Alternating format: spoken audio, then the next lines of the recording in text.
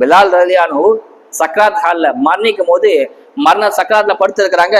பிலாலுடைய மகள் அழுகுறாங்க, தேம்பி தேம்பி அழுகிறாங்க. தந்தை வஃபாத்தான அழுக செய்வாங்களா, அழுகுறாங்க. அப்போ பிலால் சொல்லிக்கார், பிலால் என்ன சொல்றாங்க, மகளே அழுகாதம்மா, ஏமா அழுகிற?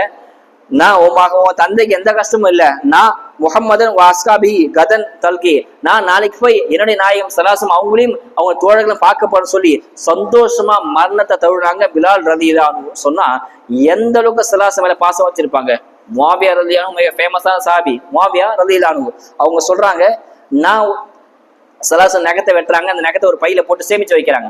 அப்போ சொல்லி காட்டுறாங்க, நான் ஒருவேளை மௌத்தா போயிட்டா எனக்கு என்னை அடக்கம் பண்ணும் போது என்னுடைய மூக்குத்து வார்த்தையும் கண்ணிலையும் சலாசமுடைய நகத்தை வச்சு என்னை அடக்கம் செய்யுங்க என்பதாக சொல்றாங்க. ஏன்னா சலாசமோட சேர்ந்த யாரும் நரகத்துக்கு போக மாட்டாங்க. அந்த அடிப்படையில் சலாசமுடைய நகமும் என் உடம்புல வச்சு அடக்கம் செய்யுங்க என்பதாக முஆவியா சொல்றாங்க. அதே மாதிரி முஆவியா மௌத்தா போகும்போது அவங்க மூக்குத்து வார்த்தையும் கண்ணிலையும் காதுலையும் அவங்களுடைய சலாசம் நகத்தை வச்சு அடக்கம் செய்யறாங்க. அந்த அளவுக்கு சலாசம் அவ்வளவு பாசம் வச்சுனாங்க. உகாஷா ரலியல்லாஹு ஒரு போர்ல வாழை கீழே விட்டுருவாங்க. அப்ப வாழை தேடிட்டு இருக்கும்போது சலாசம் கையில கதவு குச்சி எடுத்து இந்த குச்சை வச்சு போர் செய்யுங்க அப்படின்னு சொன்னாங்க. அந்த குச்சி வாளா மாறிச்சு. அந்த குச்சி தான் அது, ஆனா போர் செய்யும்போது எதிரி வாளா மாறிச்சு. அந்த குச்சை கடைசியும் கூட வச்சிருந்தாங்க. இந்த குச்சை என்ன அடக்கம் செய்யும் போது இந்த குச்சியோடு சேர்த்து அடக்கம் செய்யுங்க என்பதாக உக்காஷாரன்னு சொல்லி காட்டுறாங்க.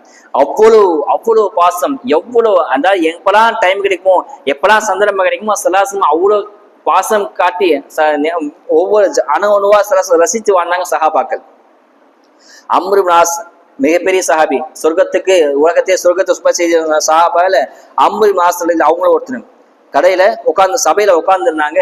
அவங்கள்ட்ட கேட்டா அவங்க சொல்லுவாங்களாம், யாராவது என்கிட்ட சலாசம் எப்படி இருப்பான்னு கேட்டா என்கிட்ட கேட்காதீங்க.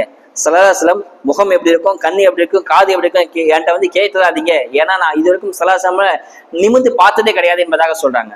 அந்த அளவுக்கு சலாசம் பணிவா பவ்யமா சலாசம் முகம் நின்று நான் இது வரைக்கும் பார்த்தது கிடையாது. சலாசம் எப்படி இருப்பாங்க எனக்கு தெரியாது என்பதாக அம்ரு இப்னு ஆஸ் ரலியல்லாஹு சொல்லி காட்டுறாங்க. அந்த அளவுக்கு பாசம், எவ்வளவு நேசம். இன்னொரு சஹாபி சொல்றாங்க, எனக்கு ஒரு சலாசம் எப்படி இருப்பாங்க கேட்டா என்கிட்ட கேளுங்க, நான் உச்சம் தலையிருந்து உள்ளங்கால வரைக்கும் அணுவா இஞ்சி பை இஞ்சா எப்படி இருப்பாங்கன்னு நான் சொல்லுவேன் என்பதாக ஒரு சஹாபி சொல்றாரு. இது ஒரு விதமான காதல் தான்.